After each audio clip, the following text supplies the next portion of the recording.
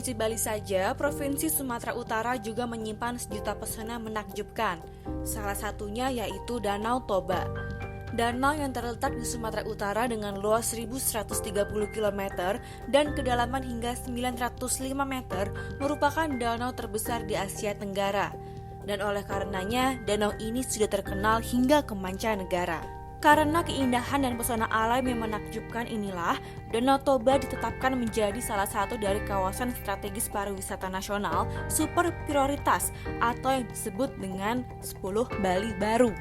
Menariknya, jika Mandalika telah berhasil menjadi tuan rumah MotoGP, kali ini Danau Toba juga akan menjadi tuan rumah di event internasional, yaitu F1 H2O pada awal 2023 nanti. Keindahan Danau Toba yang terliput oleh media asing juga akan menarik wisatawan untuk berpariwisata ke tempat ini. Oleh karena itu, baik pemerintah pusat maupun pemerintah daerah harus pandai-pandai dalam memanfaatkan momentum tersebut dan mempertahankannya.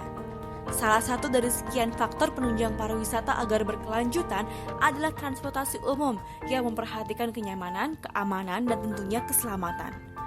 Transportasi utama di sekitar Danau Toba adalah kapal penyeberangan, baik kapal rakyat maupun kapal feri, yang dapat mengangkut kendaraan roda 4 dan lebih. Kapal penyeberangan rakyat merupakan ilmu turun-temurun yang diwariskan oleh keluarga. Hal ini memiliki tantangan tersendiri bagi pemerintah dalam melakukan standarisasi karena keanekaragaman bentuk satu sama lain. Kapal rakyat yang harus tetap dipertahankan eksistensinya juga harus dipastikan memiliki perlengkapan laik berlayar, contohnya radio komunikasi maupun pelampung. Kelebihan muatan juga perlu untuk diawasi dan dilarang agar tidak terjadi hal yang tidak diinginkan seperti peristiwa KMP Sinar Bangun pada tahun 2018 yang lalu. Selain itu, juga perlu segera ditetapkan dengan payung hukum dan kebijakan terkait dengan pengoperasian dermaga dan kapal penyeberangan, khususnya terkait dengan keberadaan kapal penyeberangan rakyat yang hingga hari ini belum terwadahi dengan baik. Kemudian, kemudahan dalam memesan tiket baik di dermaga rakyat maupun di pelabuhan komersil hendaknya juga diperbaiki dengan sistem online dan real time. Selain agar memudahkan wisatawan, juga dapat mengatasi permasalahan manifest yang sampai dengan saat ini masih belum sempurna. Untuk menuju Bali G, wisatawan dapat mendarat di bandara terdekat, yaitu di Bandara Silangit, di mana terdapat dua rute penerbangan, yaitu di Bandara Internasional Soekarno-Hatta Cengkareng dan Bandara Internasional Kuala Namu Medan. Kemudian, wisatawan dapat melanjutkan perjalanan menggunakan Damri. Akan tetapi, jumlah unit dan kapasitas Damri cukup terbatas. Sedangkan pilihan lainnya adalah menggunakan taksi resmi yang sudah ditetapkan tarifnya sejak awal.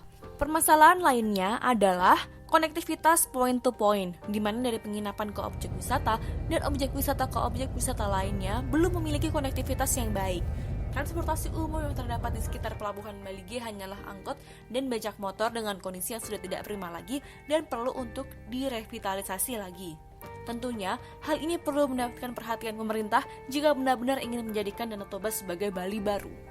Berbagai macam wisata yang telah ada di Danau Toba, yaitu contohnya seperti patung Yesus tertinggi di dunia, kaldera geopark, air terjun Situmurun, dan yang lain-lain memiliki potensi wisata yang besar yang dapat menarik wisatawan mancanegara dan memajukan perekonomian lokal apabila dikelola dengan baik.